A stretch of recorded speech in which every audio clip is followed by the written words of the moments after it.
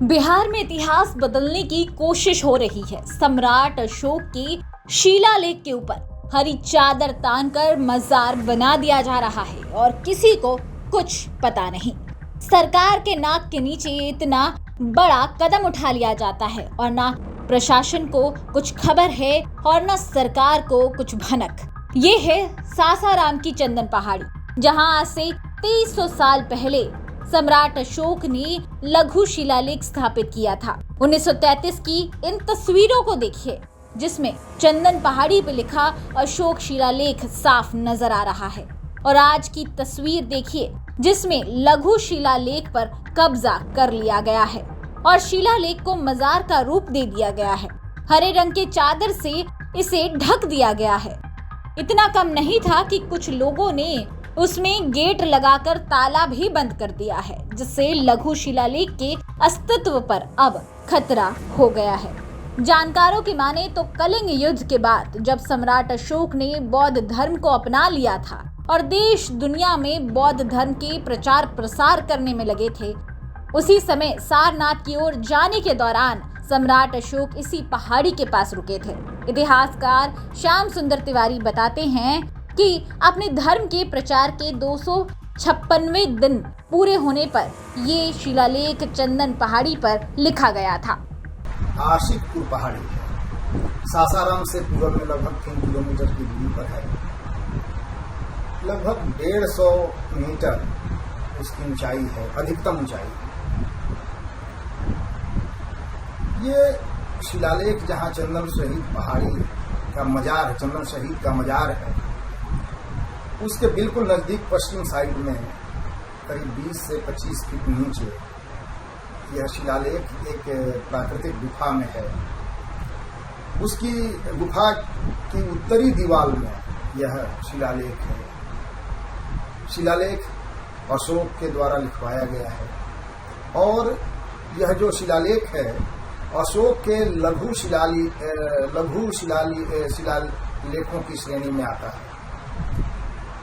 वैसे इनके कई लेख हैं, लेकिन ये जो माना जाता है सासाराम का शिलालेख, ये संस्करण 1 का माना जाता है, जिसका यह उत्तरी भाग का ये शिलालेख, क्योंकि इससे सासाराम का जो इतिहास है ये तो हालांकि बहुत प्राचीन है। उसी पहाड़ी पर कई शैलाश्रय हैं जो कि मध्यपाषाण कालीन है, लेकिन उसके बाद अगर लिखित इतिहास सासाराम का जो है वो लगभग 2300 वर्ष पुराना हो जाता है इस शिलालेख के माध्यम से। तो ये सासाराम के लिए गौरव की बात है। अभी क्या स्थिति है सर? 1917 में इस पर भारतीय पुरातत्व संरक्षण विभाग, उस समय अंग्रेजी काल था, उनको जानकारी हुई और इनको इस शिलालेख को 1917 दिसंबर में संरक्षित स्मारक मान लिया गया। चैनलों के माध्यम से जो देखते हैं उसके अनुसार वहां अतिक्रमण हुआ है। अतिक्रमण कितना हुआ है, क्या हुआ है, इसके बारे में तो हम नहीं बता सकते हैं, लेकिन यदि अतिक्रमण हुआ है तो यह गलत बात है, क्योंकि यह धरोहर है, लिखित इतिहास है बौद्ध धर्म का, सम्राट अशोक का, और सासाराम के लिए गौरव की बात है। इसको मिटना नहीं चाहिए और इसको बरकरार रहना चाहिए। इस तरह के लघु शिलालेख सासाराम के अलावा उत्तर प्रदेश और कैमूर जिले में भी है, जिसमें बौद्ध धर्म के प्रचार के संबंध में शिलालेख लिखे गए हैं। वहीं मजार को लेकर स्थानीय मौलाना ने कहा कि शेर शाह के जमाने से ये मजार यहाँ है। अभी तो पैदा भी नहीं हुआ,